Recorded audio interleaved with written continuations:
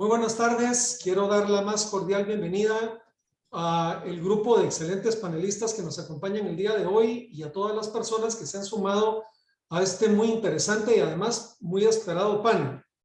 Quiero primero y antes que nada señalar que el tema del que vamos a hablar hoy ha generado mucho interés precisamente por las dos variables que hemos querido relacionar en nuestra conversación, que es la literatura y la política.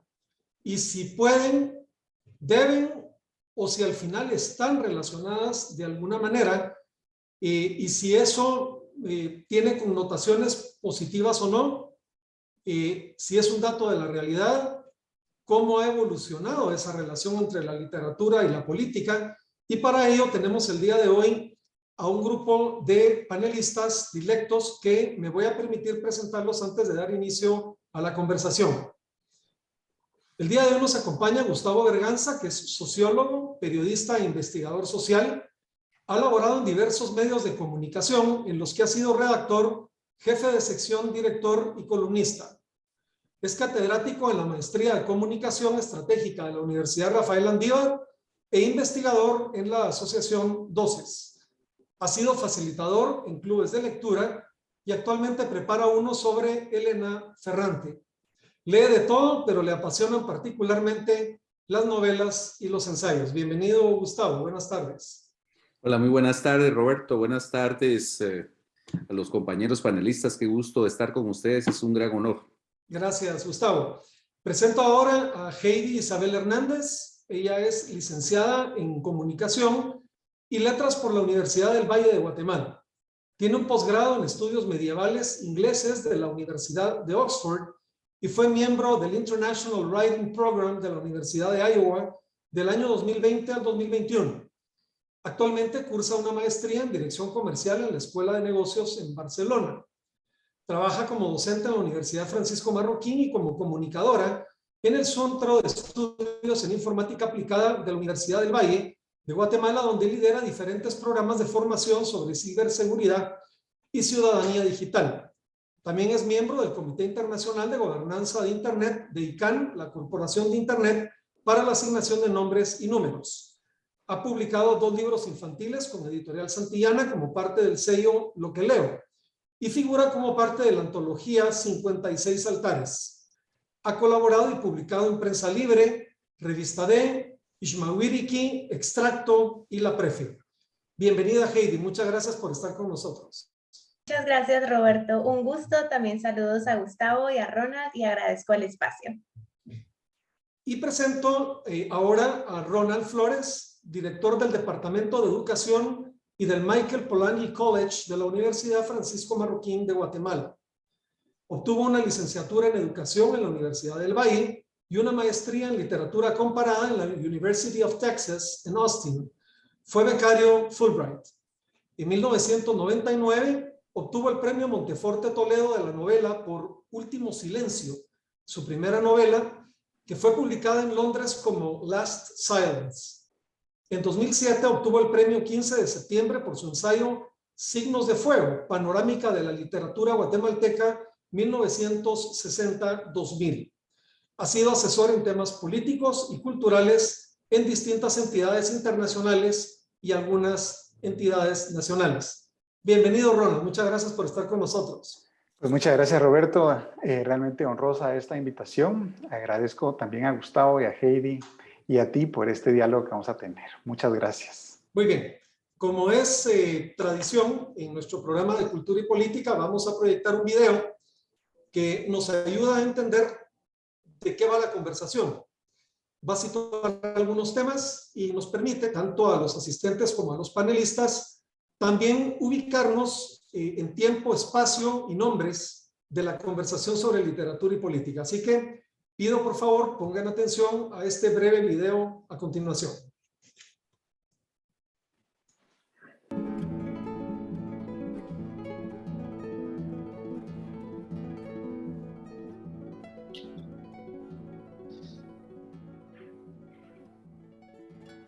La literatura es el arte de la palabra, ya sea oral o escrita. Los tipos de textos que se consideran como literatura han variado con el tiempo. Originalmente, esta forma de expresión estética surgió de la declamación y expresión oral. Con el tiempo, la palabra comenzó a ser plasmada en textos escritos, no solo por motivos prácticos, sino para preservar obras de valor estético como obras de teatro, historias o poemas. En Occidente suelen definirse 3 grandes géneros literarios. En primer lugar, la poesía. Todas aquellas obras escritas en verso, o sea, aquellos textos con un sentido artístico de métrica y rima. El segundo género es la prosa. Tradicionalmente no se consideraba como literatura, ya que no integraba la métrica y rima de la poesía. La prosa literaria se conoce mejor por los cuentos y novelas. Por último, se encuentra el teatro, aquellas obras que buscan ser interpretadas ante un público.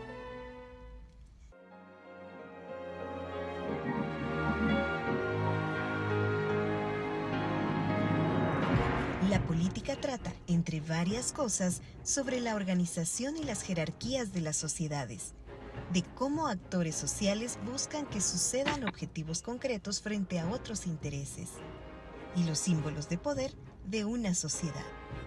Es un fenómeno humano permanente. La literatura, entonces, ha jugado un rol fundamental en cualquier sociedad, ya sea para justificar, criticar, repensar o crear las estructuras de poder, actores y símbolos de un contexto específico. Se puede pensar la relación entre literatura y la política de 2 formas, ya sea con aquellas obras literarias que buscan ser políticas o con literatura a la que se le puede dar una lectura política, pero que su intención no es precisamente la política. En el primer caso podemos encontrar narraciones ficticias que conciben nuevas formas de gobierno como Utopía, de Tomás Moro. Poemas que buscan justificar ideologías o movimientos políticos como los poemas de José Martí y los movimientos independentistas cubanos. U obras que buscan satirizar la situación político-social como buena parte del trabajo de Voltaire durante el absolutismo francés.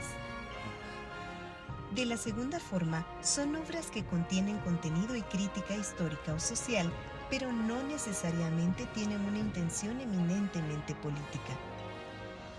Su valor político reside en la realidad sociopolítica que se puede interpretar, o en algunos casos, como en proyectos nacionalistas, el que grupos de personas le dan con un fin político. De esta forma, la obra se politiza. El famoso Romance de los 3 Reinos, que narra de forma literaria un periodo específico de la historia china, ha servido para enseñar la historia de ese país y en tiempos más recientes para dar forma a un proyecto e identidad nacional.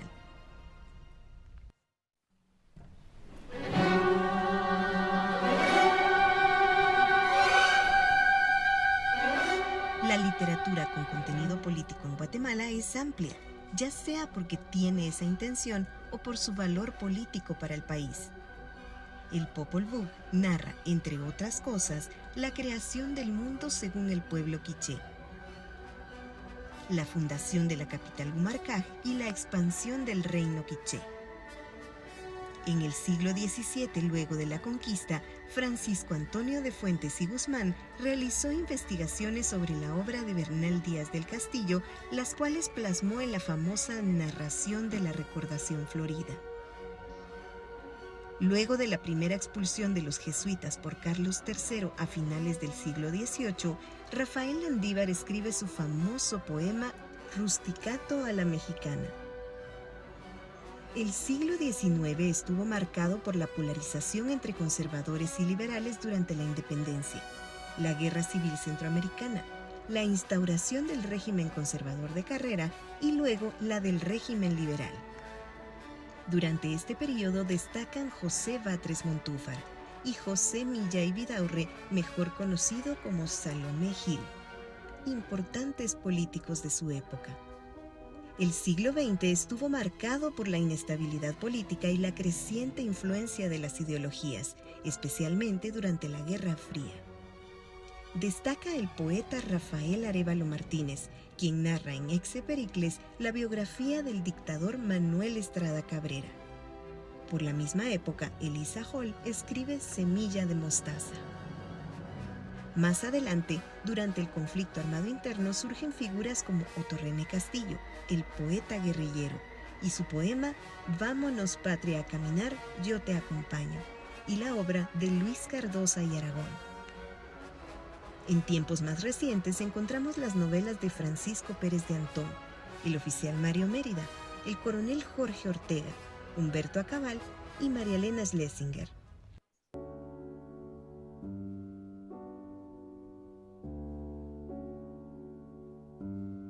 Ciertamente quien mejor ilustra la mezcla de mensajes políticos y sociales con la literatura en Guatemala es Miguel Ángel Asturias.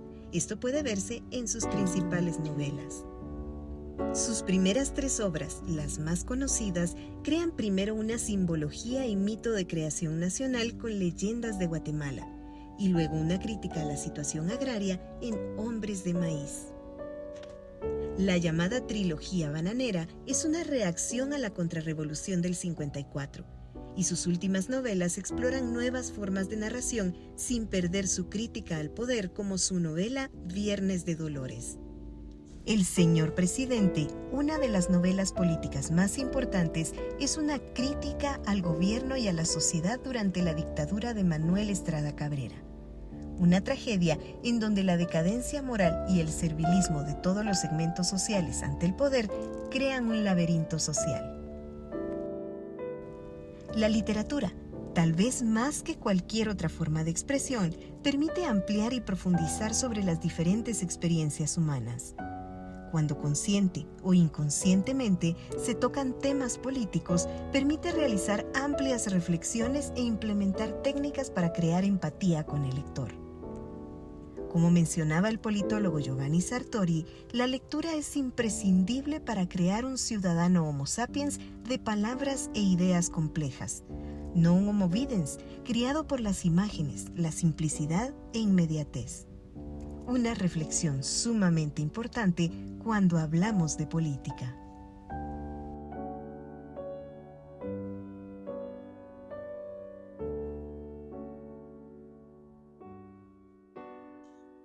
Creo que con estos contenidos que nos ha presentado el video y además la música tan linda que ha acompañado, tenemos la mesa servida para tener una muy buena conversación hoy por la tarde.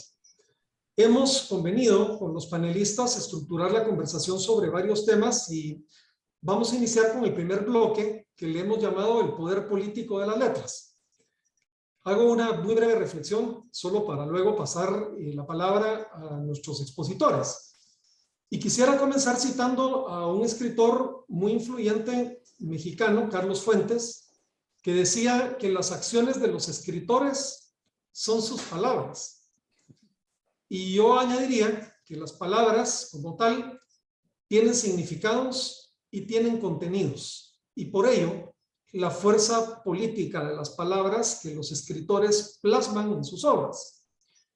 Ciertamente, los escritores y los novelistas y los intelectuales tienen el poder de contar historias. Y las historias siempre evocan ideas e imágenes. Los escritores han desempeñado un papel muy relevante en la sociedad y por extensión en la política. La mejor definición de un intelectual, que siempre es una expresión que es un poco evasiva, la encontré en un libro hace algún tiempo que definía al intelectual como aquella persona del mundo de la cultura que piensa y reflexiona en público. Y me parece que es muy valedero plantear acá lo que otro escritor comentaba sobre los intelectuales, particularmente a lo largo del siglo XX. Él opinaba que los escritores se habían convertido ciertamente en árbitros morales de los asuntos públicos y no siempre con buena fortuna, como lo vamos a ver a lo largo de la conversación. Así que con esta pequeña introducción quisiera entonces ofrecer la palabra a Gustavo Berganza, Gustavo, ¿es posible hablar del poder político de las letras? Te dejo en el uso de la palabra. Bienvenido. Yo te citaría un caso en el cual el poder político de las letras fue realmente impactante y cambió una situación. Y es el caso de Yo acuso, este texto de ¿cómo se llama? De Emile Zola, que él escribió por el caso Dreyfus. Es decir, ustedes se recordarán de que el capitán Dreyfus era un oficial francés, pero de origen judío, en el ejército. Y precisamente fue fruto de una injusticia. Solo por el hecho de ser judío se le malinformó y se le degradó y se le expulsó ignominiosamente del ejército francés antes de la Primera Guerra Mundial. Y entonces Zola lo que hizo fue que escribió un libro, un manifiesto que se llamaba Yo acuso, Je accuse, y en donde hablaba de todo el tema de la profundo antisemitismo que había y de la injusticia que se había cometido en el caso de Dreyfus. Y, digamos, esto generó una gran presión sobre el ejército francés y sobre el gobierno francés, y al final de cuentas, Dreyfus fue reinstalado como oficial y se le devolvió su mérito, su cargo, sus condecoraciones, ¿verdad? Ese es un caso en el que toda una sociedad, digamos, toda una élite política es movida para reparar una injusticia gracias a la voz de un intelectual público, como era Zola, y que defiende a alguien que ha sido fruto de una injusticia. Y digamos, otros casos se han aprovechado también del prestigio de escritores para poder, digamos, hacer avanzar una idea, como fue el caso de Thomas Mann. Es decir, Thomas Mann, quien había sido, bueno, ya era un premio Nobel en ese tiempo, lo había recibido en 1922, algo así. Thomas Mann había publicado varias novelas que habían impactado muchísimo al público alemán, pero también había hecho varios discursos en donde se había proyectado como un opositor al nazismo. El título de lo curioso es que el título de este alegato en contra del nazismo, publicado antes de la llegada al poder de los nazis en 1930, se hizo en inglés. Se llamaba An Appeal to Reason, una apelación a la razón. Y digamos, ahí él de lo que hablaba era de la formación de un frente común de las élites burguesas y la clase trabajadora contra el fanatismo inhumano de los nacionalsocialistas. Es decir, lo que él pretendía con eso era sonar una campana de alarma contra lo que ya se venía a venir después del avance del Partido Nacional Socialista y de la participación que estaba teniendo en el poder, en el gobierno de Hindenburg. Y más adelante, digamos, Hitler toma el poder en 1933 a la muerte de Hindenburg, se proclama canciller y sus hijos le dicen que mejor que se quede fuera porque él se encontraba dando un ciclo de conferencias en Europa. Y posteriormente la BBC lo invita a dar una serie de conferencias y de llamados a los alemanes para tratar de de que los alemanes tomaran conciencia de lo que representaba la dictadura nazi y lo que representaba ya el estar en guerra contra Inglaterra, contra Francia y contra los países aliados, ¿no?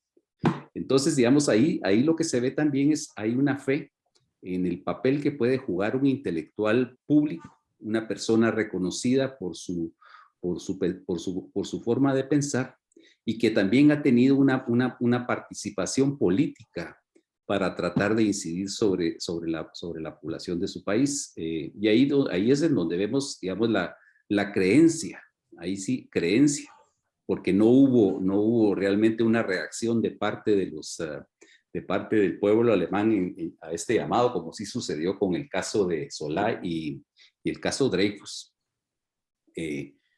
¿Cómo se llama? Para hacer, para cambiar el curso de una sociedad. Es decir, todo esto es interesante dentro del contexto de un Estado nazista, totalitario, ¿verdad? En donde había muy poca, bueno, aparentemente muy poco juego de ideas. Aunque hoy en la mañana descubrimos con Roberto una versión inglesa de un libro muy bueno, que se los vamos a recomendar después, que se llama Bestsellers of the Third Reich, Readers, Writers and the Politics of Literature, de Christian Adam, que está disponible en Amazon. Lo pueden conseguir para versión Kindle y en papel.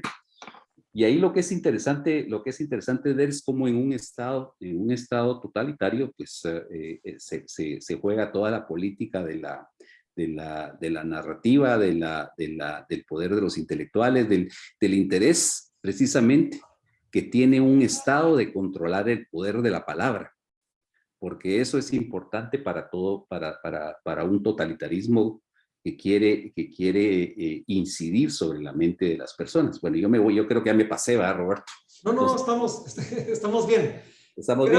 Creo que el libro lo vas a sugerir luego más adelante, puedes hablar de él en la sección de recomendaciones literarias. Pero creo que has puesto ejemplos muy poderosos de esa relación entre intelectualidad y política. Y eso me permite moverme a hacerle la consulta a Ronald. Ronald, literatura, política, poder público, son piezas de un rompecabezas que estamos tratando de entender su relación y concatenación. ¿Es posible hablar del poder político de las letras, Ronald? Gracias, Roberto. Y qué buena introducción que hizo Gustavo, y le agradezco. Antes de responder algunas, me recordé de que su tronco común es su raíz etimológica. Cuando uno estudia las raíces latinas de muchas de nuestras palabras, nos dan claves acerca de su significado. Legere, que es el verbo en latín, es el origen de dos palabras claves en este concepto que tú estás mencionando. Tanto es de leer como de escoger. Y esta es la razón por la cual las democracias modernas habían presupuesto que para poder elegir una persona tenía que ser alfabeta. Quienes pueden leer pueden escoger. Entonces, este tronco etimológico común que tienen en el verbo legere del latín creo que nos da esta explicación inicial de su vinculación íntima. En América Latina, especialmente cuando nos referimos a nuestra historia, es común que en el siglo XIX los cronistas de esa época ejercieran el periodismo y fueran personas muy activas en el debate público, exponiendo sus ideas, argumentando por qué estaban a favor o en contra de las políticas o de los próceres. Acá en Guatemala hubo un gran debate en la independencia entre periodistas de altos vuelos de ambas tendencias ideológicas, conservadoras, liberales. Entonces era muy común en América Latina del siglo XIX pasar del periodismo a la política. Y pues la gente también lo esperaba, ¿no? Porque una persona que lograba ordenar de una forma lógica su pensamiento y compartir lo que estaba pensando con el público, y encima de eso escuchar retroalimentación de otros intelectuales y de la gente en la calle, pues hacía sentido que en vez de articular su pensamiento en un periódico, lo hiciera desde una tribuna pública, ya fuera en el Parlamento o en el Ejecutivo. Y esta fue la ruta que siguieron algunos de nuestros principales pensadores y escritores fundacionales, como Domingo Faustino Sarmiento. Él tiene un libro muy célebre que publicó en 1845 que se llama Facundo, Civilización y Barbarie. Y de este título tiene una reflexión fenomenal Piglia, Ricardo Piglia, el escritor argentino, porque decía que en ese título estaba parte de la contradicción fundamental de América Latina, que para Domingo Faustino Sarmiento no había una exclusión definitiva entre civilización o barbarie, sino que se daban las dos al mismo tiempo, civilización y barbarie. Entonces es interesante que él de primero se conoce como periodista, publica esta obra de fondo donde hay mucha reflexión sobre qué constituye al argentino de ese momento y cuál debería ser el destino nacional, y posteriormente fue electo presidente más o menos 2 décadas después de haber publicado este célebre escrito y de estar activo en la vida periodística del país. Él tuvo muchos seguidores importantes. Por ejemplo, la tesis de Miguel Ángel Asturias, que él presenta en la licenciatura y sigue siendo muy polémica, está basada en muchas de las ideas de Domingo Faustino Sarmiento. Pero no me refiero solo a la influencia de Asturias, sino que también de otra persona que pasó de la escritura a la presidencia, y es Juan José Arévalo. Juan José Arévalo había sido conocido como un maestro. Él publicó su primer libro, es El Método Nacional de Lectura, y se usaba por muchos maestros para enseñar a leer. Y eso es una de las cosas que fundamentó su carrera política, porque en una revolución que hicieron estudiantes y maestros, obviamente iban a buscar a una persona que habían leído, que habían conocido íntimamente a través de sus escritos, para que fuera su representante. Y siempre destaco que esa elección de 1945 fue de las mejores elecciones del país, porque eran 2 intelectuales de altos vuelos, uno de izquierda y otro de derecha, que disputaron la presidencia. Por un lado, Adrián Recinos, el traductor al español del Popol Vuh, que representó al Partido Liberal de derecha, y Juan José Arévalo, que era un escritor ya muy querido, muy memorable, que representó a la izquierda. Ahora que pusieron esta diapositiva, me da pauta para decir que Juan José Arévalo había pasado del periodismo a la política. Y también tenemos periodistas que pasaron de estar cercanos al poder a escribir su crítica. Y Miguel Ángel Asturias nos dejó una de las novelas más importantes del siglo XX en español, que es El Señor Presidente. Esta obra fue tan importante que muchos de los escritores que vinieron después, que ahora conocemos como el boom, trataron de imitar un poco esta obra y trataron de escribir cada uno de ellos la novela en contra del dictador más importante de cada uno de sus países. Ahí tenemos a Carlos Fuentes, Gabriel García Márquez, Vargas Llosa, que trataron de hacer esta novela en contra del dictador. Vargas Llosa escribió libros geniales en contra de esta figura del poder abstracta que era el presidente o el dictador, que podemos ver en la historia de Maita o en Conversación en la Catedral, etc. Pero sucedió algo interesante con Vargas Llosa. De hecho, Ronald, vamos a hablar precisamente del boom, que me parece muy bien introducido con tu reflexión. Gracias. Y quisiera ofrecerle en este segmento la palabra entonces a Heidi para que nos dé sus consideraciones sobre el tema de la política y la literatura. Por favor, Heidi, adelante. Gracias, Roberto. Creo que para mí es importante empezar haciendo una breve pero simbólica distinción entre política y lo político, ¿no? O sea, hablando de política como este gran sistema de leyes, acuerdos, votaciones, presidencias, etcétera. Y lo político muy parecido al comentario que usted nos hacía, ¿no?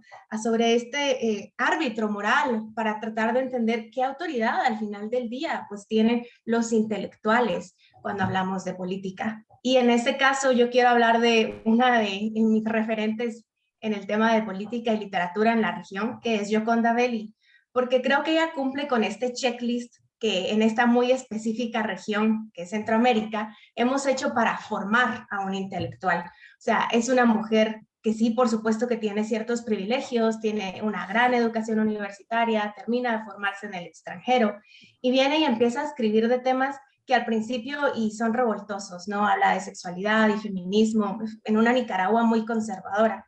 y luego va rompiendo cada una de las expectativas que se tenían de ellas por ser una mujer de su clase y se involucra radicalmente en la política.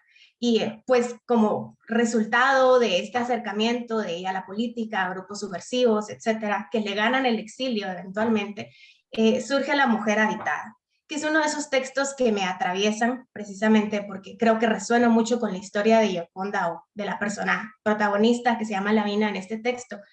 Y la pregunta creo que es, ¿puede Gioconda Belli hacer todas estas aseguraciones y afirmaciones, hasta cierto punto sí, morales, como usted decía, sobre si está bien o no un régimen o las decisiones que está tomando pues un presidente o un partido?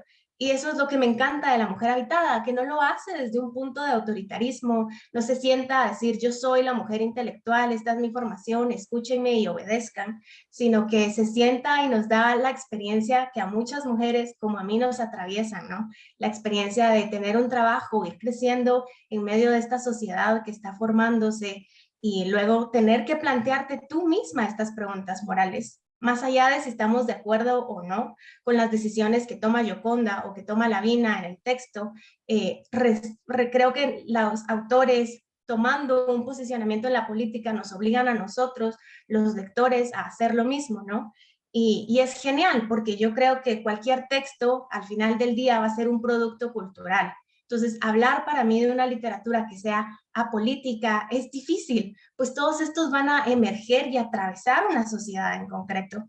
Creo que Gioconda es política desde sus primeros textos, que son literatura erótica, hasta las últimas novelas que ha producido nuevamente en el exilio en Estados Unidos al posicionarse en contra del gobierno de Ortega. Y es necesario, pues, cuando vamos a hablar de la política en la literatura, hacer esta distinción, ¿no? De la política como esta gran rama, ciencia y todos estos autores que, como bien nos comentaba Ronald, tienen un acercamiento directo a las autoridades y a las presidencias, y lo político, ¿no? Que podemos ver en nuestro día a día, en lo cotidiano, en el tráfico, en el día en la oficina. Y me encanta cómo La mujer habitada arranca así, con una mujer joven, empezando trabajando en un estudio de arquitectura, y termina con una gran revolución, ¿no? La contra en Nicaragua. Entonces, creo que a partir de esta diferencia logramos decir que sí, obviamente vamos a tener estos matices políticos en la literatura, y como vamos a ver en los próximos segmentos, no siempre para bien, pero casi que de forma involuntaria. Estos autores, en especial en regiones como la nuestra, Centroamérica, necesitan hablar de un día a día que es tremendamente político. Muchísimas gracias, Heidi. Me parece un ejemplo muy interesante, además muy cercano, el que nos has traído con Gioconda Belli. Debo confesar que no nos pusimos de acuerdo, pero los tres ofrecieron una perspectiva regional diferente. Gustavo ponía un ejemplo del continente europeo muy poderoso, Ronald centraba su atención en Latinoamérica y Heidi en Centroamérica, lo cual me pareció de veras, sin querer y de manera fortuita, una buena manera de organizarlas. Tal vez solo hago una pequeña acotación antes de pasar al segundo bloque. El caso de Dreyfus y la acusación que hace Émile Zola en J'accuse prácticamente da inicio a toda una tradición que va a dividir a la literatura francesa en dos partes.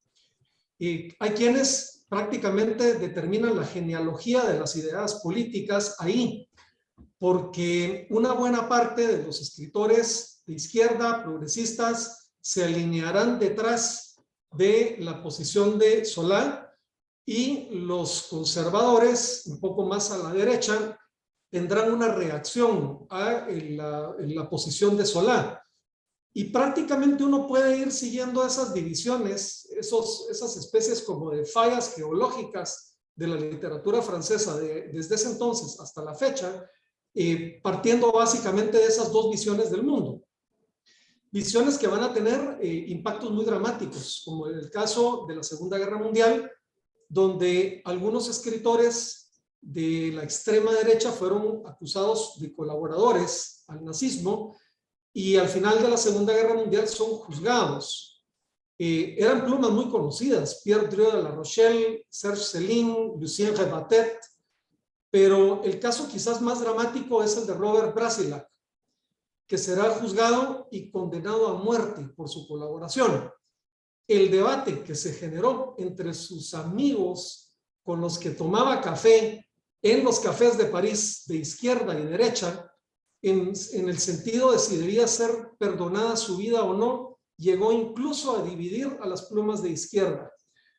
Todos recuerdan a Jean-Paul Sartre prácticamente diciendo que lo fusilen, y un Albert Camus que pedía la gracia para él, que le salvaran la vida aunque tuviera que cumplir condena. Brasilac fue fusilado, y eso generó realmente un sabor muy amargo en el mundo de la literatura en aquella época. Traigo esto a colación porque viene incluso todavía derivado de las consecuencias de este caso que nos mencionaba Gustavo en su intervención. Vamos a pasar entonces ahora al segundo bloque, que le llamamos los intelectuales y escritores detrás de los totalitarismos. Aquí nos movemos un poco en terreno un poco más fangoso. Es imposible pensar en las grandes dictaduras del siglo XX sin identificar a escritores, a pensadores o a intelectuales que por una razón u otra han acompañado con su pluma y con su prestigio a dictadores. El caso de Mussolini o el fascismo italiano, que se hizo acompañar de aquel pintoresco poeta Gabriele D'Annunzio, o de un escritor americano, Ezra Pound. El caso de Hitler, que también tuvo una corte de escritores que iban desde un filósofo como Heidegger hasta un jurista como Carl Schmitt. O Castro, que tuvo también escritores muy cercanos a él que le defendían abiertamente.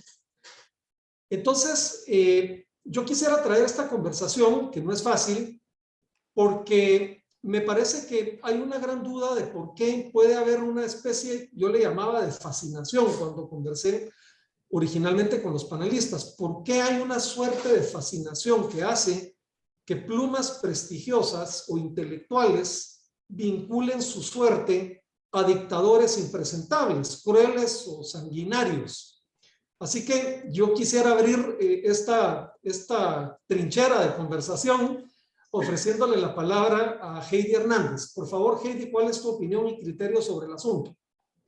Creo que en pocas palabras, ¿por qué? Pues yo diría por el poder, ¿no? Y mi caso, el ejemplo que yo les traigo hoy es Máximo Gorki.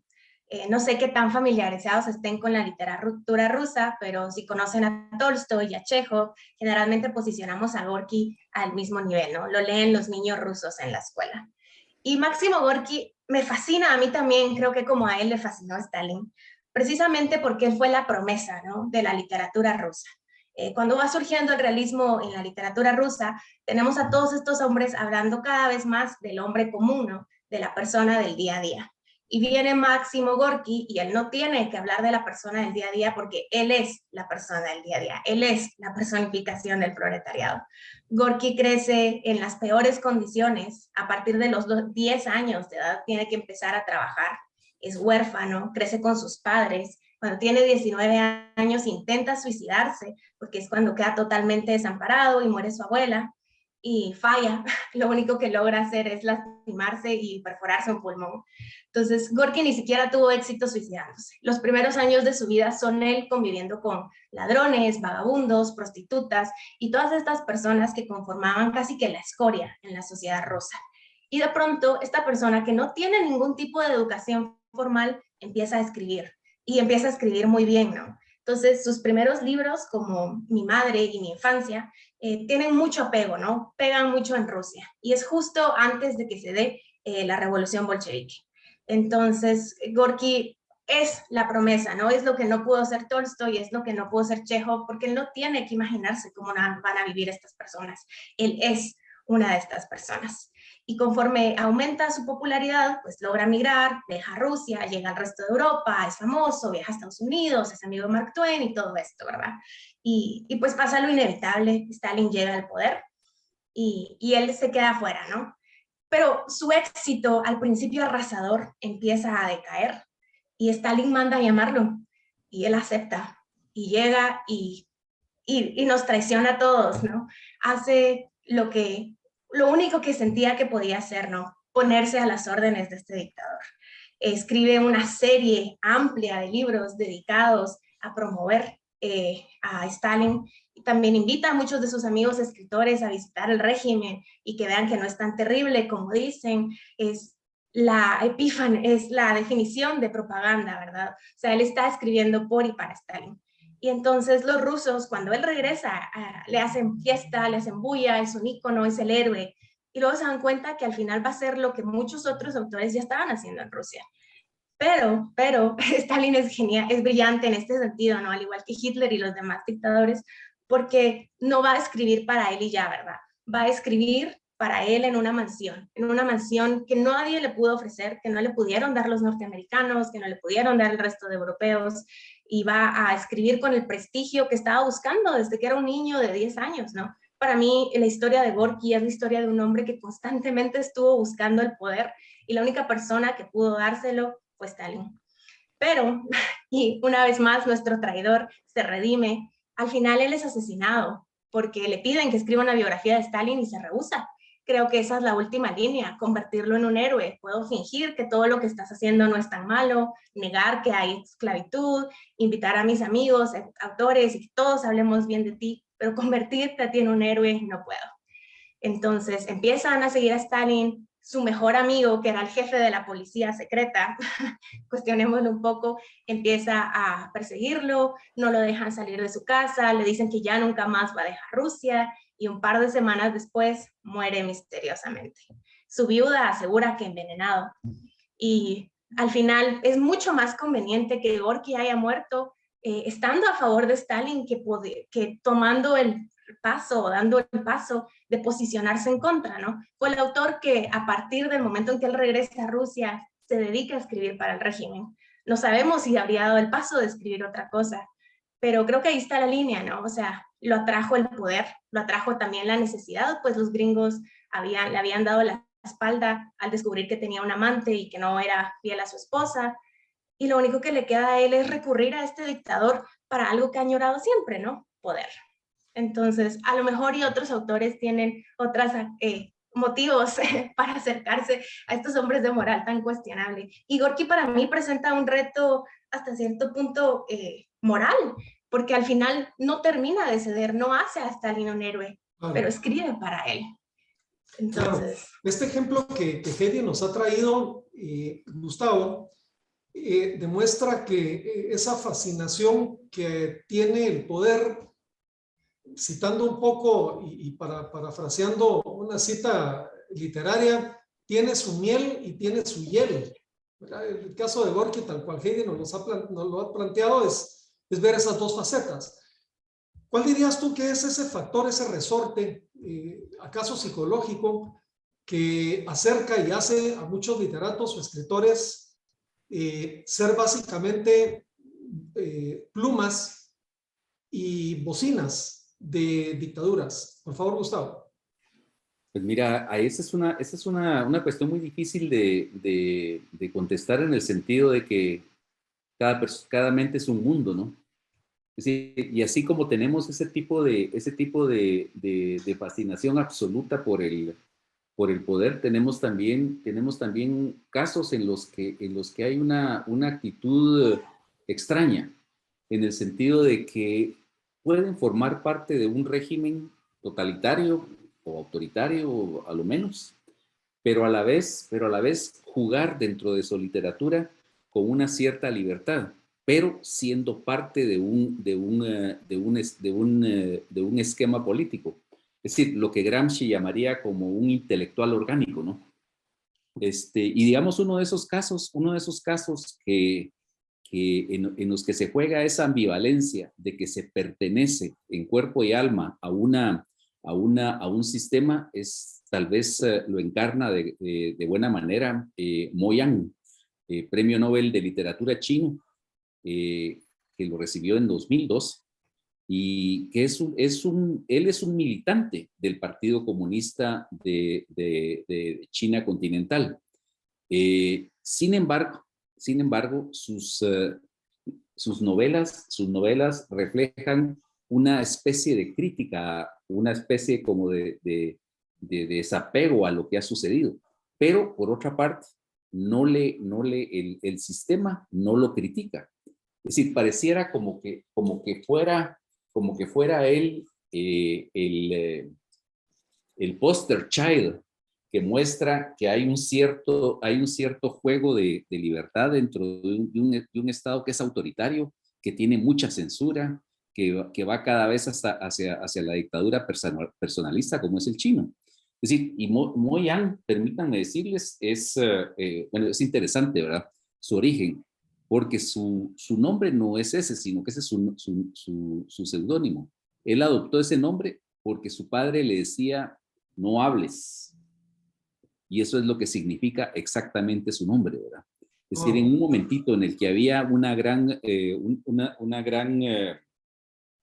convulsión en China, después de la toma de posesión, de la toma del poder por parte de las fuerzas comunistas al mando de Mao Zedong, es decir, vemos que Mo Yan está en su etapa formativa, pero también vemos que él se une al ejército chino y se suma a la revolución cultural. Es decir, como parte es decir, todo ese proceso represivo que casi que casi acaba con toda la inteligencia en China, Mo Yan tuvo parte activa como miembro del ejército. Y además, lo interesante de Mo Yan es que también participó en el Gran Salto Adelante, que también provocó una gran hambruna en China, ¿verdad? Es decir, todas esas ideas alocadas que tenía Mao Zedong y que después fueron revisadas y cuestionadas por Deng Xiaoping. En esas participó conscientemente Mo Yan.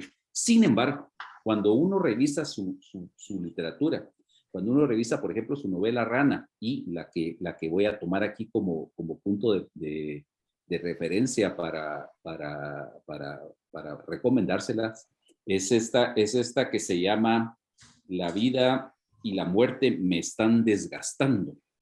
Es decir, todo esto es un tránsito que abarca precisamente todas las etapas de la historia china, desde la toma del poder de Mao Zedong, el gran salto adelante, la revolución cultural, la muerte de Mao Zedong, la toma del poder por Deng Xiaoping y la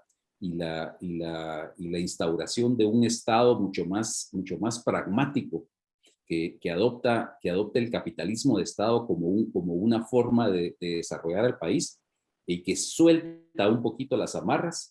Y esta novela termina en el año 2000. Y lo interesante es que, digamos, aquí este militante del partido, este soldado del ejército chino, que no reniega de sus privilegios, ¿verdad? Que lo dejan escribir, que lo publican, y que es la envidia del resto de sus colegas en China, porque tiene las posibilidades que otros no tienen. Es decir, él critica todos esos errores y todos esos problemas que ha tenido la evolución política en China, ¿verdad? Sí. Entonces, yo te diría que así como existe esa fascinación, te voy a citar otro ejemplo también, como por ejemplo sucedió con Knut Hamsun, el autor noruego de esta novela que se llama Hambre. Knut Hamsun en su vejez estaba totalmente fascinado por el nazismo.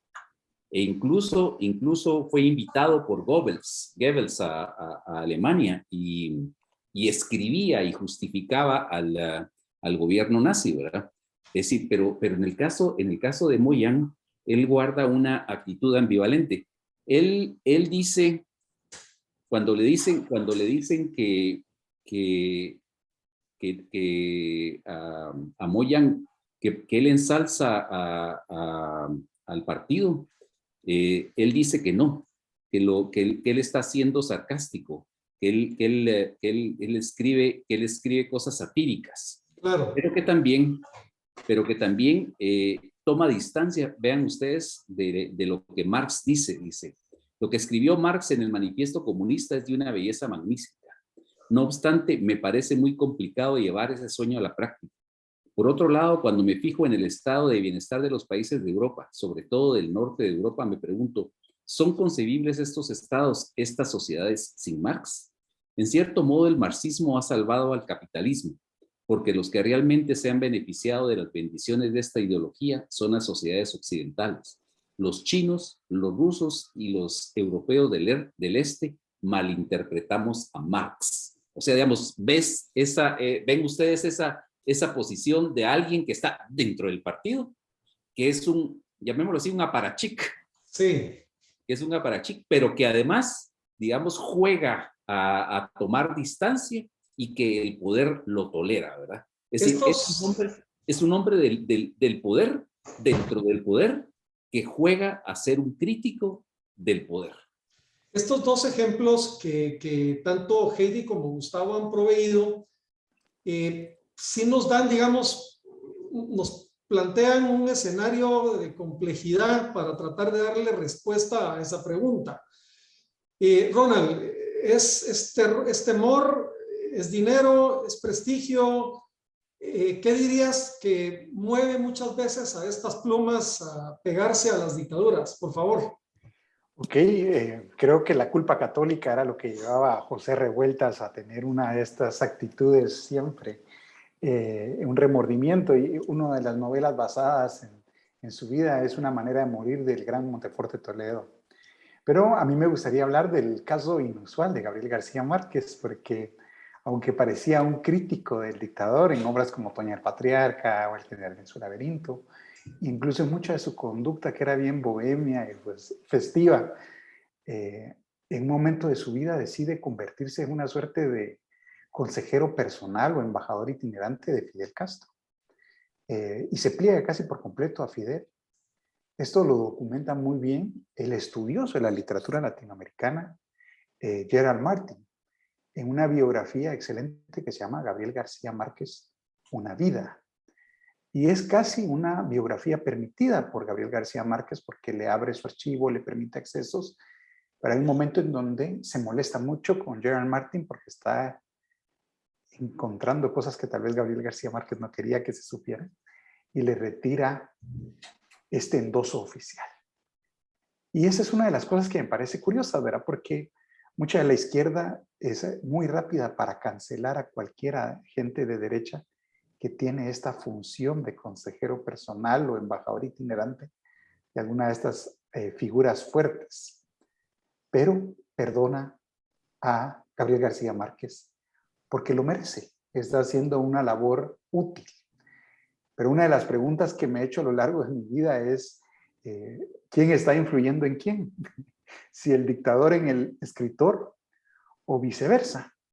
Y por esa relación simbiótica entre el intelectual y la figura de poder, me dediqué algún tiempo a estudiar a este gran intelectual del poder que era Henry Kissinger.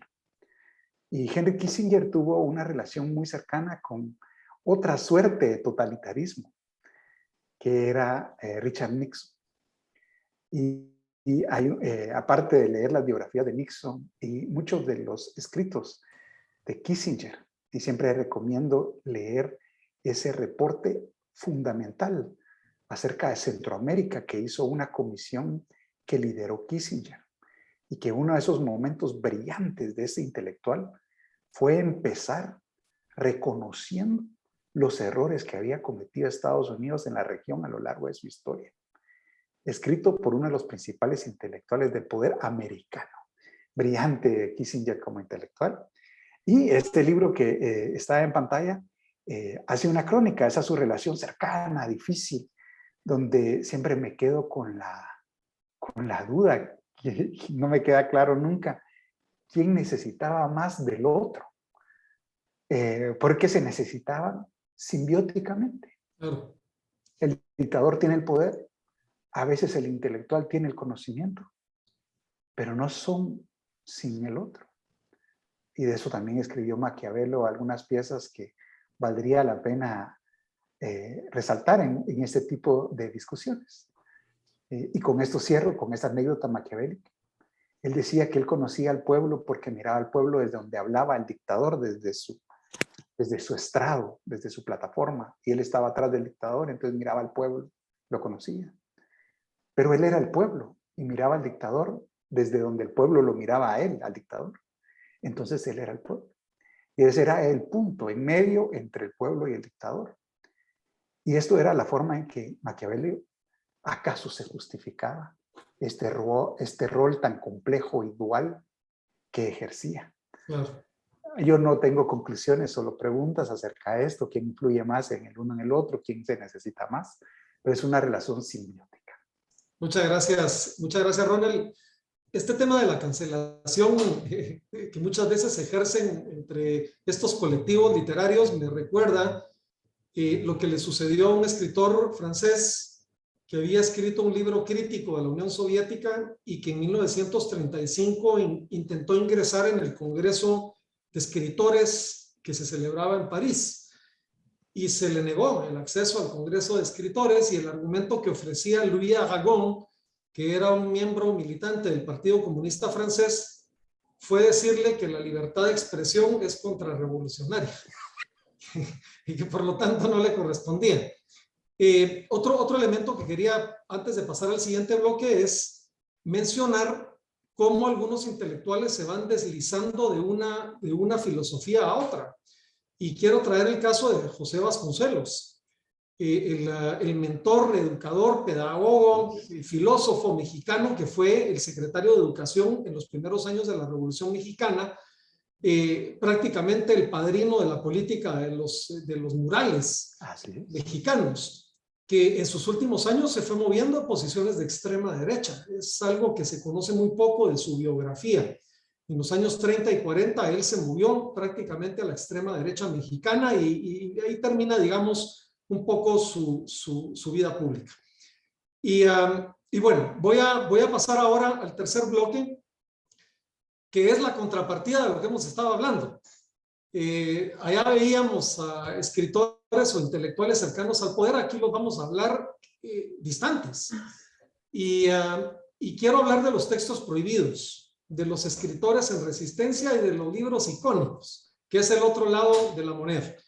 Ciertamente los autores también han puesto su pluma al servicio, puede ser del abordaje de temas considerados tabú, de la denuncia o simplemente que han abordado temas que están descolocados para su época y que al final los han llevado a la condena, a la persecución o al anatema. Y para ello quiero ofrecerle la palabra a Ronald Flores para que nos ilustre sobre el tema. Ronald, por favor. Ok, fíjate que quiero hablar de dos autores muy importantes para mí a nivel personal. Y uno es esta censura y cancelación que sufrió Jorge Luis Borges, a quien abiertamente le negaron el premio Nobel, usando una serie de argumentos superficiales, pero todos políticos. Le restaban mérito a la grandeza intelectual de su obra, diciendo que era de derecha. Le querían restar méritos a su capacidad de abstracción, porque decían que había aceptado un reconocimiento de Pinochet. Y así, el establishment o la inteligencia de intelectuales de algún sesgo de izquierda decían que era despreciable leerlo, acaso porque simplemente no lo entendían. Incluso España lo premió y lo castigó a la vez, porque le otorgó el único premio Cervantes en la historia de este premio, que fue dividido, como que no fuera suficiente darle el premio a Borges, que no había hecho lo suficiente, sino que se lo dieron a él y al poeta español Gerardo Diego, que es una forma de ofender también. Y cuando uno hace el análisis histórico en las actas ahora públicas de las deliberaciones entonces secretas de este comité del premio Nobel, se ve este miserable censura de la izquierda hacia el más importante escritor de la lengua española en su historia. Los grandes pensadores del siglo XX, todos reflexionaron en algún momento sobre alguna parte de la obra de Borges. Y luego, esta obra genial de Elena Garro, que es una obra única en su espacio propio, fuera de serie. Yo me atrevería a decir que es más importante que una obra casi contemporánea de ella, que es Pedro Páramo, de Juan Rulfo, que es la única obra que hablan los intelectuales de izquierda, generalmente hombres, cuando se refieren a esta fulgurante obra novelística. Dicen, la novela Total, la gran novela mexicana, esas obras singulares, Pedro Páramo.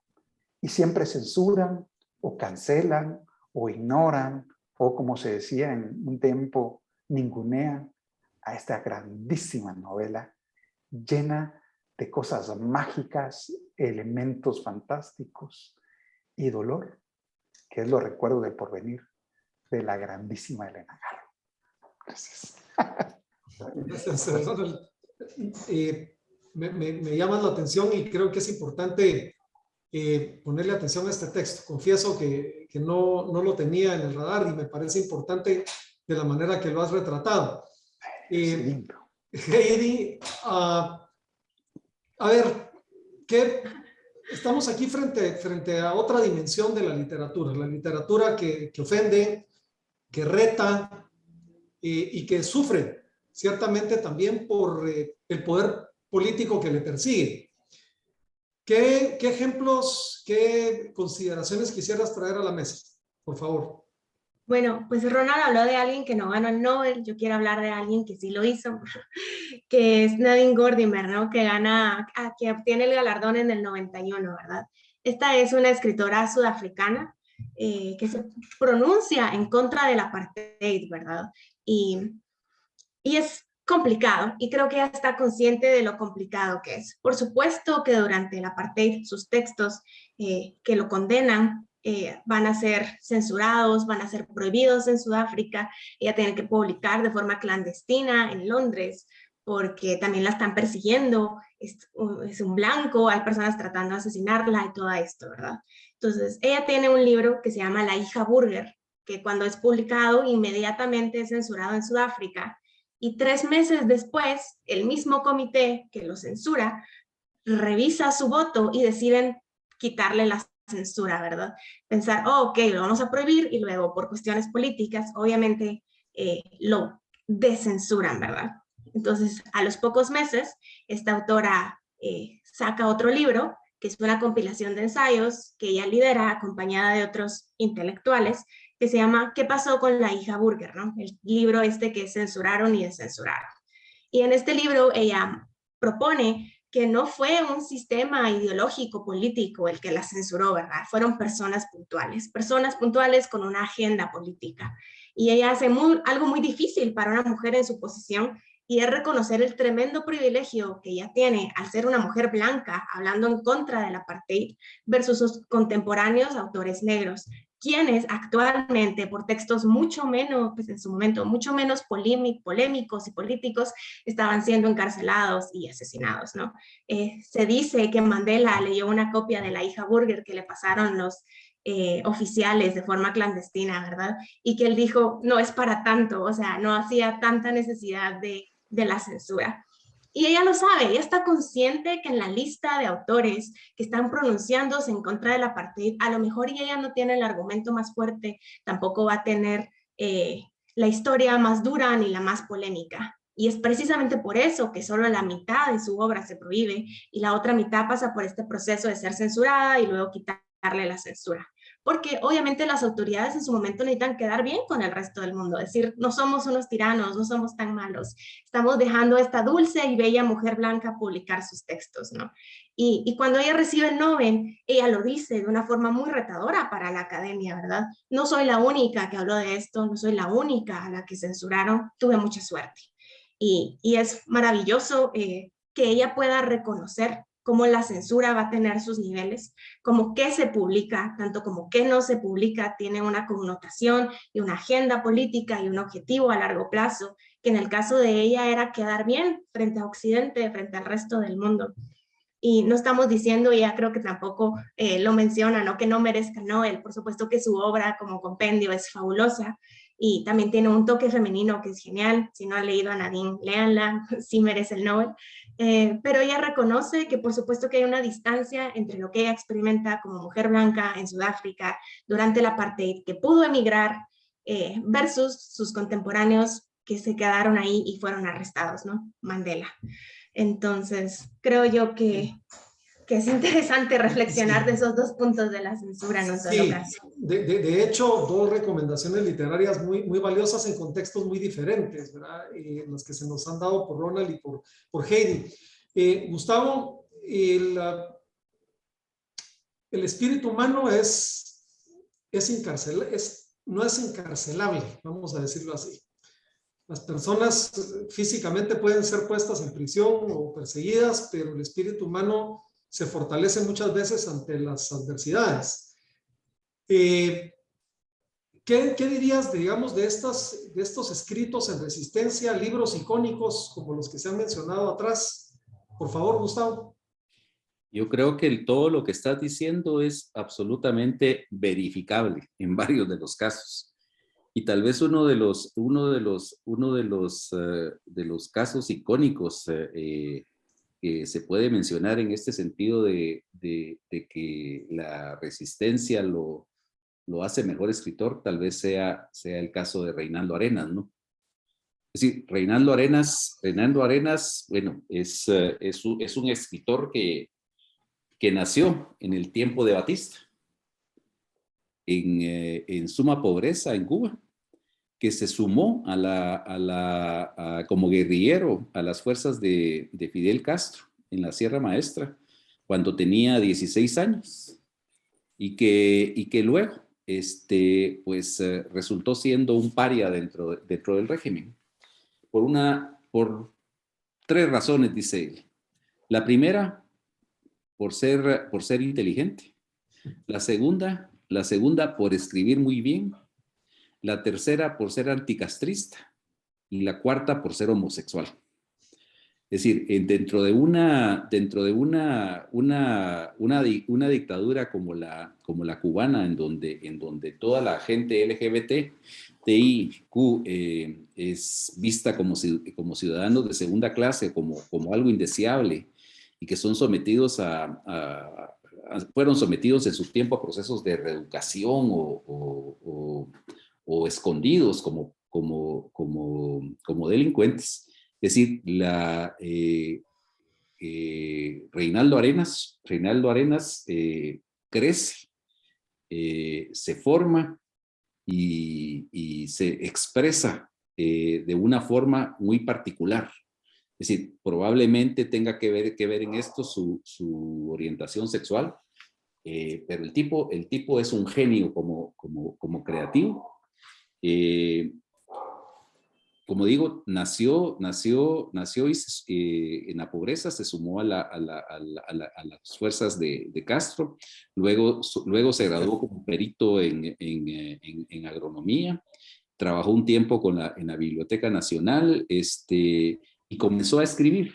Su primera obra le deparó una mención honorífica, y fue la Celestino antes del alba. Y esta obra lo proyectó como un autor interesante. Fue un concurso de la Unión de Escritores y Autores Cubanos, y Artistas Cubanos, la UNEAC. No le quisieron dar el primer premio, solo le dieron la primera mención honorífica. Luego, con su segunda obra, El Mundo Alucinante, que es una verdadera, llamémosle, disculpen ustedes el uso de la palabra, una verdadera orgía de palabras y de imaginación. Es decir, también obtuvo una mención honorífica, pero no le quisieron publicar el libro. El único libro que le publicaron fue el de Celestino antes del alba.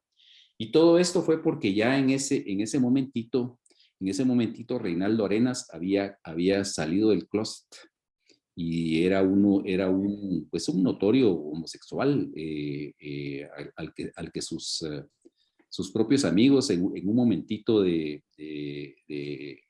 opresión del régimen castrista, que afloja y oprime por ratos, lo denunciaron y lo llevaron a la prisión del Morro. Y ahí él aprovechaba para escribir en cualquier material que tuviera. Es decir, las veces que trató de sacar sus obras de la cárcel, y se las interceptaron, él se las destruía y él volvía a reescribirla. Es decir, varios de los textos que él nos legó fueron textos cuyos originales fueron confiscados por las autoridades castristas y fueron destruidos. Es decir, por último logró sacar alguno de ellos y logró publicar en Uruguay un volumen de cuentos en 1972 con los ojos cerrados, es decir, contra la voluntad del régimen. Y también logró sacar su novela Un mundo alucinante, que lo llevaron a Francia y lo publicaron ahí en 1968 y posteriormente lo publicaron en Estados Unidos. Pero después de Celestino, antes del alba, no le volvieron a publicar nada en Cuba. Ni siquiera cuando se acabó la novela y ganó un premio en el exterior, se lo reeditaron. Y entonces se quedó él como marginado totalmente, siendo víctima de la dictadura cubana. Es decir, todo esto lo cuenta él en su autobiografía Antes de que anochezca, de la cual también hay una película hecha por Julian Schnabel y protagonizada por este actor español Javier Bardem. Javier Bardem. Sí, y ahí sale también este joven que está en su juicio de divorcio. Johnny Depp. Johnny Depp, exactamente. Entonces, por cierto, si la quieren ver, está en una lo tuvo un tiempo en Netflix, pero la quitaron, pero ahorita hay una copia un poquito mala, pero puede verse en YouTube, si la quieren ver. Pero yo les recomiendo esta novela. Reinaldo Arenas logró escapar en 1980, cuando fue la emigración de los Marielitos. Entonces llegó a Miami, estuvo un tiempo ahí, no soportó lo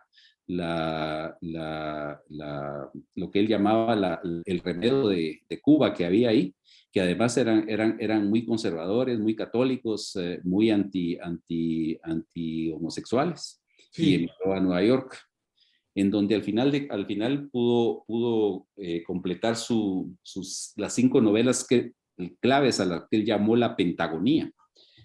Celestino Antes del alba, que era la primera, El palacio de las blanquísimas mofetas, Otra vez el mar, El color del verano y el asalto. Y estos en algunos sentidos también a Reinaldo Arenas se le considera como uno de los autores que precedió en alguna medida el boom, ¿verdad? Hay críticos que así lo mencionan. Tema del que ahora nos vamos a referir, Gustavo, perdona que te interrumpa. Estamos entrando en los últimos 2 segmentos y quisiera ir ya a centrar la mirada en cómo la política ha influido en el ámbito regional e inclusive mundial por razón de las dinámicas que han habido en las últimas décadas.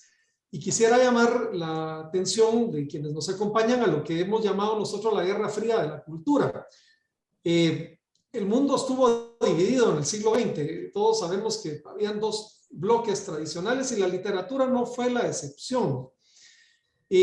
¿Cuáles dirías, le ofrezco a Gustavo ahora la palabra, que fue, digamos, el impacto que tuvo la Guerra Fría sobre escritores, sobre títulos, sobre las dinámicas de la comunidad literaria en general? Gustavo, adelante.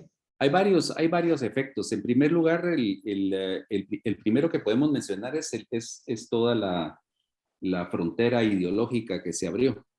Es decir, por una parte tenías las ideas que venían del marxismo, que se transformaron después en la escuela de Frankfurt, que nos dio a Walter Benjamin, que nos dio a Horkheimer, a Adorno, y que en muchos sentidos también incidieron en crear una forma de teoría literaria que era una visión distinta del mundo, era una crítica al capitalismo. Pero por otra parte también tenemos las nociones que salieron del realismo socialista, ¿no? Toda esa concepción de la que tú nos hablabas la otra vez en la conferencia que nos diste sobre música y política en la Hexpro, ¿verdad? Correcto. Es decir, toda esa concepción de que lo único que valía era realmente lo que existía, lo que se miraba, lo que se palpaba, y no necesariamente lo que se imaginaba, ¿verdad? Que la literatura, el arte tenía que ser un reflejo de la sociedad, ¿no? Y luego, digamos, en la teoría crítica, pues lo que se ve, toda esa idea de que la literatura, el arte, la ciencia, tiene que usarse para desencadenar al hombre de todo ese tipo de yugos que le da el capitalismo, ¿verdad? Entonces ahí vemos que se divide todo esto, ¿no? Pero también dentro de esa teoría se dan anomalías, como por ejemplo la de George Orwell, que si bien es cierto, combatió en la guerra española y se compenetró de todo el espíritu republicano y también de las influencias marxistas que habían comunistas que habían en la guerra española. Es decir, él fue uno de los primeros que vio las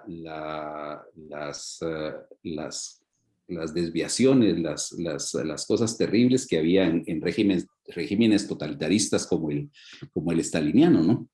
Y en un momentito en el que en Gran Bretaña había un clima, porque estaban en guerra en contra del nazismo, y era como de mal gusto, era como pecado, era como una herejía criticar a Stalin y al régimen ruso. Él lo hace de una manera muy sofisticada en la granja de los animales, Animal Farm. Una especie de lenguaje esopiano, ¿verdad, Gustavo? Es exacto, es una fábula de Esopo traída al contexto de la lucha entre el nazismo y el fascismo. Pero digamos, más adelante también vemos cómo va surgiendo dentro de toda esta confrontación este-oeste, un género de literatura en general, no estoy hablando de literatura erudita, pero que tiene que ver con el espionaje, ¿no? En donde vemos obras como las de Graham Greene y otros autores que lo que nos muestran es John le Carré, cómo era la competencia entre esos estados, y cómo eso se traducía en literatura, ¿no? Yeah. Es decir, tal vez de esos autores de Le Carré, pues no es un autor que tenga una altura literaria por su creación o por el lenguaje, sino simplemente es una novela de espionaje y de aventuras. Pero Graham Greene tomó el tema del espionaje, siendo él un agente de secreto exagente secreto británico, sí. y realmente nos dio obras literarias tan buenas como, por ejemplo, permítanme que les mencione el americano. El buen americano. El buen americano, exacto. Esa es una de las obras cumbres de él, que se puede mencionar. Y también hay otros escritores que mencionan, como por ejemplo Doris Lessing, okay, que también abordó ese tema del espionaje, ¿no? Entonces, es toda una tradición literaria la que surge a partir de la Guerra Fría, ¿verdad, Gustavo? Esa es una vertiente. Sí, y luego también tenemos esa otra vertiente que habla del realismo socialista y del arte por el arte, que era como recuperar la tradición del romanticismo del siglo de finales del siglo XVIII, principios del siglo XX, ¿no? En donde lo que menos importaba era como el contacto con la realidad cotidiana. Correcto. Entonces, digamos, eso es parte de lo que nutre toda esa confrontación este-oeste. Ok. Yo creo que has puesto un elemento importante que es cómo influye incluso hasta en los géneros literarios la dinámica política internacional. Ronald, la ideología, Guerra Fría, bloques, ¿cómo y cuánto influyó en el mundo de la literatura? Por favor.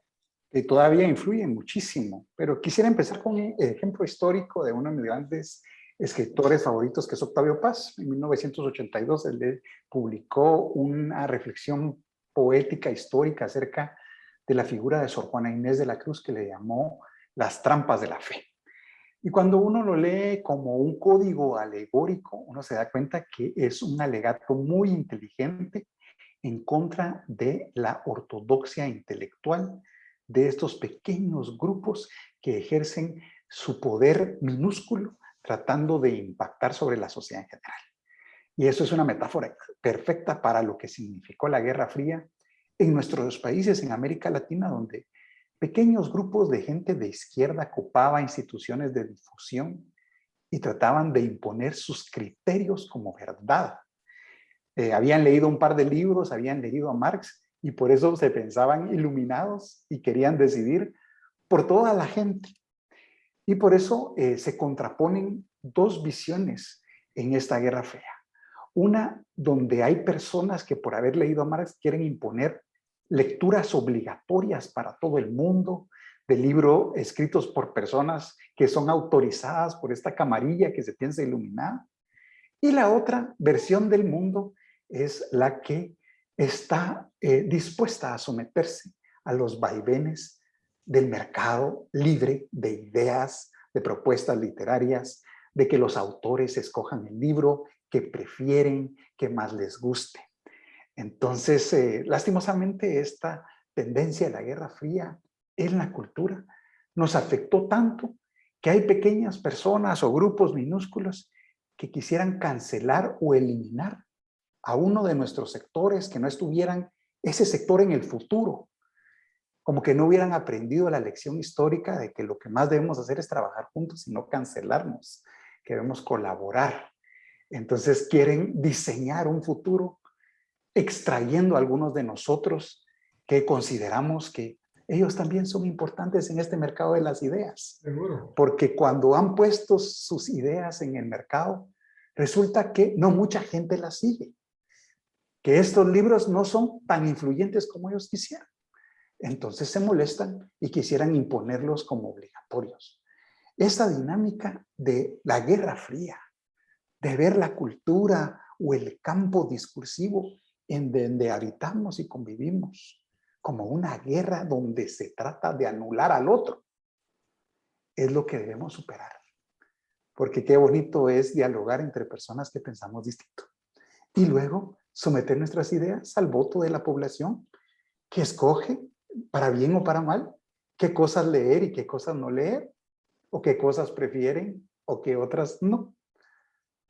Muchas gracias, Ronald. Esta reflexión que haces me recuerda, por cierto, a un autor que no lo hemos mencionado y que el público estará preguntándose por qué no, que es Salman Rushdie.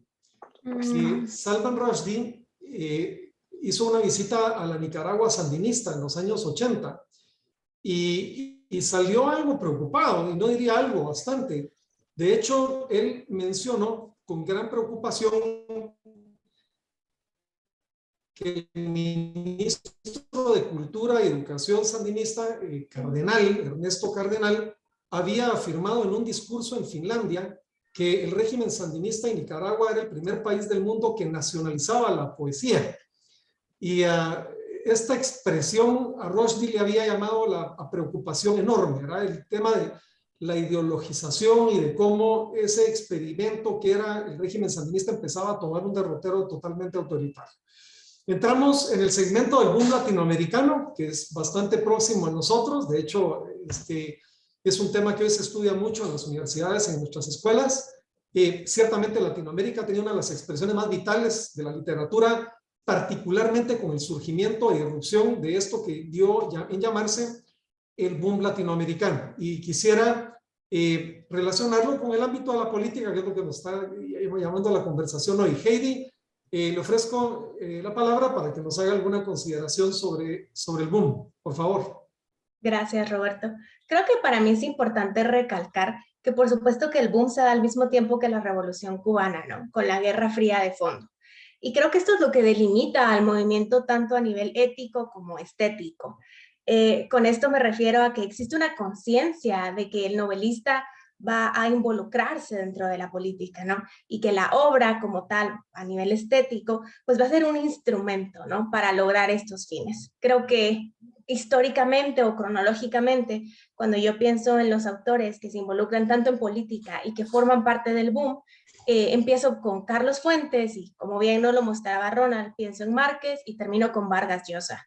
Y creo que existe una diferencia fundamental entre Vargas Llosa y García Márquez, ¿no? No solo pues por todas estas connotaciones políticas, sino creo que por la capacidad de transformarse. Creo que el mundo siguió adelante, no dejaron de centrarse en el conflicto entre la izquierda y la derecha y quisieron explorar ciertos temas, ¿no? Y Vargas Llosa logra ajustarse a este mercado literario y es una de las razones por las que él es tan exitoso. Pero creo que para mí, o tal vez como por la lectora que estoy, es importante hablar de Allende, ¿no? Creo que muchas veces tratan de posicionarla fuera del boom. He escuchado a muchos académicos decir que ella es post-boom, que es posterior, y creo que es al final del día un acto político, ¿no? Para tratar de sacarla del lugar que le corresponde. Y también creo que ella logra hacer esto que hizo Vargas Llosa, ¿no? Ir cambiando los textos conforme el mundo fue cambiando. Creo que en sus primeras 3 obras, ¿no? En especial con La Casa de los Espíritus y Eva Luna, notamos este fuerte posicionamiento político, ¿no? O sea, Allende va contándonos no solo su historia, sino la de su abuela, la de su madre, la del régimen, tiene que emigrar, ¿no? Se va a vivir a Venezuela, luego tiene que emigrar de ahí nuevamente, o sea, una mujer doblemente exiliada.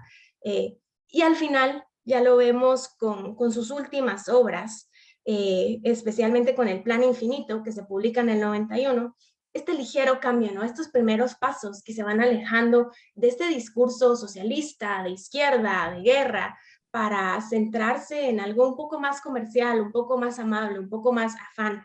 Pero por eso era importante para mí esta limitación como ética y estética del boom, porque cuando Allende empieza a alejarse de estos temas, no lo hace como porque quiera vender más libros y ya, cosa que hace muy bien, ¿no? Tiene como 75 millones de copias vendidas, sino que lo hace siempre con esta limitación de quién es un autor, según el boom, de los elementos que marcaron al boom, y también de la novela como un instrumento. Creo que incluso en sus obras más recientes, como El amante japonés o la obra dedicada a su hija Paula, notamos este compromiso, ¿no? Que atraviesa al boom, que la atraviesa a ella, que atraviesa su obra, más de su posicionamiento ideológico. Creo que Allende, como Vargas Llosa, logran hacer del boom un movimiento que trascienda, ¿no?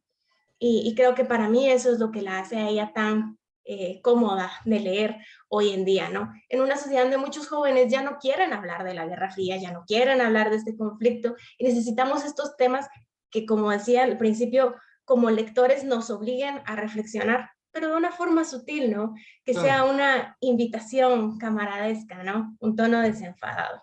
El ejemplo de una escritora reciente, además de mucho éxito, creo que es una muy buena provocación, Heidi, en relación a la conversación del boom. Gustavo, ¿es posible hablar de un signo político común en el boom? Alguien siempre tiene la tentación de decir que era una corriente literaria que estaba inscrita en una parte del espectro ideológico. ¿Es eso correcto afirmarlo? Lo que pasa es que esto tiene mucho que ver también con los teóricos del boom, ¿no?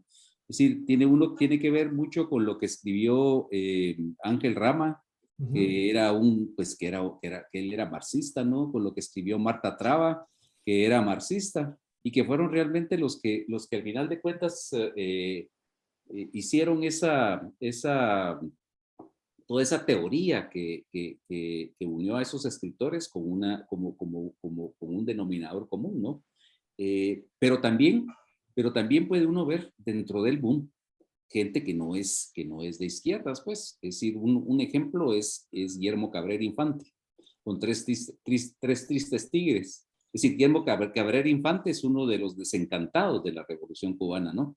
Y tiene toda esa maravilla del lenguaje, toda esa polifonía de narrativa que vemos, por ejemplo, en García Márquez o que vemos también en Carlos Fuentes, pero tomando distancia y siendo muy crítico de ideas de izquierda.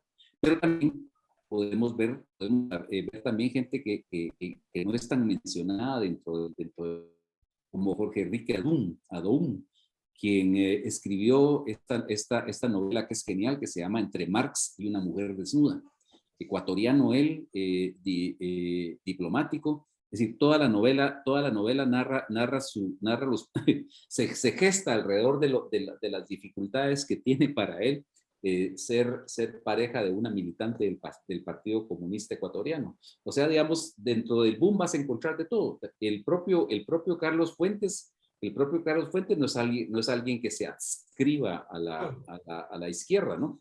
Es decir, tenemos esa idea. Y luego tenemos también, digamos, otro renegado, como es Vargas Llosa, ¿no? Que comenzó siendo abiertamente de izquierdas, y luego rompió y es uno de los grandes profetas del Parnaso liberal, ¿no? Hoy es un vocero liberal. Es un vocero liberal. Sí. Ok, muchas gracias, Gustavo. Aquí tienen ustedes a la derecha la foto de Guillermo Cabrera Infante y a la derecha a la izquierda la foto de Cabrera Infante y a la derecha la de la portada de Jorge Enrique Aduma, Entre Marx y una mujer desnuda. Que como les digo, es una novela que vale la pena recuperar y releer porque es sensacional. Te agradezco mucho la imagen, Gustavo, porque se te había oído cortado cuando mencionaste el nombre del autor y creo que aquí le da la posibilidad a quienes nos acompañan de poderlo ver. Ronald, para cerrar el capítulo del boom latinoamericano, ¿cuál es tu reflexión sobre el papel de este grupo de escritores que, como bien nos decía Heidi, probablemente no está situado solo en los años 60 y probablemente no solo situado alrededor de la Revolución Cubana, ¿verdad? Por favor. Muy bien, pues hay muchos teóricos que han escrito sobre eso y protagonistas mismos del boom. Me encanta la memoria de José Donoso, es una historia personal del boom, sobre esa me baso mucho y también de las interpretaciones que hizo el académico Gerald Martin en su libro Through the Labyrinth, para tratar de establecer esto como un fenómeno literario que surgió de una efervescencia política y cultural, especialmente en el momento posterior a la Revolución Cubana.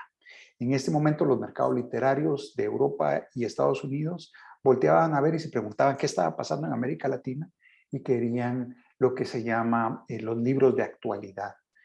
Aparte de los libros de actualidad, querían leer novelas como una forma de compenetrarse en la realidad latinoamericana de una forma profunda, íntima. Y entonces buscaban qué había ahí.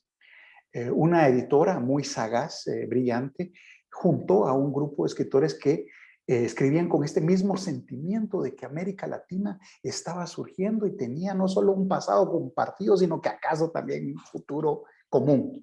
Y entonces dijo, bueno, agrupemos a estos, empaquetémoslos y vendámonos. Y por eso se habla de que es un fenómeno editorial que va desde la publicación de La región más transparente de Carlos Fuentes en 1958 hasta cuando le otorgan el premio Nobel a Gabriel García Márquez en 1982 y él llega vestido de una guayabera. Entonces, así como para decir nosotros somos distintos y todo, solo le falta llevar el coco y así su pajilla y tal, para ser exótico o un acualibre, que me hubiera llevado porque era muy cercano a Fidel, pero era esta idea de un fenómeno literario. Desde esta perspectiva, yo considero que después de haber este grupo me refiero a Gabriel García Márquez, Carlos Fuentes, el mexicano Carlos Fuentes, el peruano Mario Vargas Llosa, que pasó de la literatura a la política y le costó 20 años de duda para que le dieran el Nobel después, porque había pasado por la política, porque era de derecha, no porque su obra no lo mereciera, y también Julio Cortázar. Pero una vez ellos llevaron a Latinoamérica a hacer un producto consumible por cualquier mercado del mundo, sabía que teníamos escritores de calidad, ya nos normalizamos y han surgido una serie de escritores de primer orden, como Isabel Allende y las los escritores posteriores. Haciendo una revisión arqueológica, se da cuenta que excluyeron a muchos autores que debieron estar incluidos en este paquete que se organizó desde Barcelona, Carmen Balcells, etcétera, como Reinaldo Arenas, José Donoso, Elena Garro. Y posteriormente se descubre que otras personas como Laura Esquivel, Isabel Allende, Marcela Serrano, debieron haber estado incluidas como estos grandes escritores de América Latina, que se vean donde se ve. Pero realmente el boom era un hecho político que los aunaba el entusiasmo por la Revolución Cubana. Y eso concluyó como movimiento granítico cuando el régimen cubano hizo poner en una especie de inquisición pública al poeta Heriberto Padilla en 1968. Y hay un montón de documentos, es uno de los pasajes más estremecedores de la película que citaba Gustavo Berganza de Reinaldo Arenas, basado en ese libro extraordinario que es Antes de que anochezca, porque sientan a una persona poeta que no creía en el régimen y lo obligan que haga una conferencia pública donde se golpee el pecho y confiese sus delitos. Y eso me recuerda, por supuesto, los procesos penales que acabamos de vivir con Sisi, donde no bastaba que los presentaran los delitos ante el juez, querían que la gente se flagelara en público, etcétera. Era como que no querían el juicio, sino que la vergüenza pública. Y así funcionaba el régimen cubano totalitario, razón por la cual los intelectuales dijeron, no, suficiente. Esto no es un debido proceso, no respeta la libertad de expresión que tenía el poeta Padilla o el escritor Reinaldo Arenas, o en ese momento uno de los grandes escritores cubanos de todos los tiempos, que escribió la gran obra que es Paradiso, José Lezama Lima. Todos ellos censurándose para no quedar mal con esta izquierda intelectual que es miserable para dar reconocimientos, pero que rápido se aglutinan para censurar al que es distinto. Yo no lo veo en Guatemala cuando hay un grupo de gente que privilegia la novela guerrillera de los años 60 como si eso fuera excelente y no. Y aparte de eso, invisibilizan o ningunean a los grandes escritores de Guatemala de ese periodo que no escribieron novelas guerrilleras. Y me refiero, por supuesto, al grandísimo Tito Monterroso. Gracias, Ronald. Pasa un tanto igual con el cine, hay que decirlo, pero vamos a entrar ahora ya a la parte final del webinar. Realmente ha estado interesantísimo, de muy alto nivel. Y la invitación que quisiera hacer ahora es a la muy gustada sección de las recomendaciones de libros. Les voy a pedir que en una frase o dos nos hagan las recomendaciones de sus respectivos libros, y para ello voy a empezar, bueno, acá creo que nos han puesto el de José Donoso, que era la mención que hacía Ronald Flores, pero vamos a pasar entonces ya a los libros que vamos a recomendar. Y si pasamos por favor al siguiente, en un segundo. Bueno, aquí está Redentores de Enrique Krause, pero pasemos, Leslie, por favor. Voy a hacer yo mis recomendaciones. Además, este libro de Redentores es muy bueno. Bien, ahora nos van a proyectar, pero quizás solo empiezo con hacer mis recomendaciones. El primero de los libros, acá viene, excelente material. Neither Peace Nor Freedom, de Patrick Iver, que es un intelectual americano, conoce muy bien a la izquierda, y él escribió este libro que trata y aborda el Cultural Cold War en Latinoamérica, la guerra cultural de América Latina, la guerra entre la Casa de las Américas de Cuba y la revista Mundo Nuevo en los años 60, que fue un debate muy interesante entre plumas. En fin, esa es mi primera recomendación. La segunda que quería compartirles es la confrontación histórica entre Jean-Paul Sartre y Albert Camus, dos escritores de izquierda que se enfrentan públicamente en Le Temps Moderne, que es un periódico que se publicaba a mediados de los años 50. Sartre partidario de la violencia, Camus no. Sartre partidario de un dogmatismo político ideológico y de una literatura comprometida sin ningún empacho. Albert Camus pretendiendo preservar la libertad dentro de toda la discusión y la vida humana. Se los recomiendo. Y mi tercera y última recomendación es este seminal y enciclopédico tratado que se llama El siglo de los intelectuales de Michel Vinocq. Es un libraco de 800 páginas, pero es excelente para ver la historia desde Émile Zola, que nos hablaba Gustavo Berganza, casi hasta la Allende de la que nos hablaba Heidi, no tanto hasta ahí, pero es un espectro muy interesante de lo que fue el siglo XX en la literatura. Así que estas son mis recomendaciones. Paso ahora al siguiente, que en el orden sería Ronald, por favor. Con mucho gusto. Fíjate que me pidieron 3 recomendaciones y a eso me ceñiré. Y la primera es esta que ya comenté, que es la historia personal del boom, que publicó José Donoso, un escritor muy querido en Chile, con una historia bastante controvertida. Y ese libro que está ahí es bien anulador, porque trae una segunda parte que está escrita por su esposa, que se llama El boom doméstico. Wow. Y la esposa de Donoso se llama María Pilar Donoso. Y esta es una de las provocaciones que quisiera hacer con los lectores que se atrevan a tomar esta recomendación, y es leer estos 2 libros que venden en uno solo, que el nombre de la portada no incluye el de la esposa, pero a mí me gusta más el libro de María Pilar Donoso. Bueno, es súper simpático porque son estas anécdotas íntimas. Vamos a buscarlo. Ajá, y también, a pesar de ser grandes escritores, eran egomaniáticos. Y hay unas historias ahí que da gusto leerlas, porque se entera uno de cosas que tal vez no debería, pero todo está bien, es el boom doméstico. Esa es mi primera recomendación, que son 2 en una. Muy bien. Y la otra es una obra lindísima, lindísima realmente, que escribió Enrique Krauze acerca de las ideas y el poder en América Latina. Incluye figuras políticas y escritores, su relación con la literatura y con el poder. Ahí está la historia de José Vasconcelos que tú mencionas. Está la historia de Octavio Paz, que Enrique Krauze trabajó tan de cerca.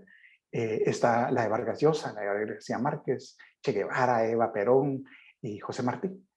Y a quien quisiera solo citar antes de cerrar, que él tiene ese verso tan hermoso que constituye el porqué nos estamos acá reunidos. Yo soy un hombre sencillo de donde crece la palma y antes de morir quiero lanzar mis versos del alma. Y todos nosotros hemos hecho un poco de eso, que hemos lanzado nuestras ideas desde el alma, compartiéndola con ustedes. Les agradezco que hayan tenido paciencia, pero este libro nos cuenta un poco de esta historia intelectual de América Latina y por eso lo recomiendo. Muchas gracias. Muchas gracias. Voy a pasar ahora a las recomendaciones de Heidi. Por favor, Heidi. De acuerdo, yo tengo 2 recomendaciones. La primera es una serie documental, no es precisamente un libro, que está en Amazon Prime, que fue lanzada el año pasado, creo, que es esta historia que se llama Isabel, en la cual se narran, pues, no solo la experiencia de Isabel Allende en la política, sino también la historia de su madre, de sus abuelos y todo el proceso que la llevó a convertirse en la figura literaria que es el día de hoy. Y mi otra recomendación, creo que es una de las mejores recomendaciones que yo recibí, es este libro que se llama El beso de la mujer araña, de Manuel Puig. Creo que es el compendio perfecto de casi todo lo que hemos hablado hoy. Es latinoamericano, hablan de 2 presos políticos, entonces tenemos toda esta carga explícita sobre la literatura y la política, pero también tiene un apartado, en mi opinión, genial, en el cual van reflexionando de ciertas películas, ¿no? Y una de ellas es una película de propaganda nazi, que levanta esta pregunta ética de ¿podemos disfrutar los productos culturales que fueron creados en estos regímenes totalitarios, ¿no?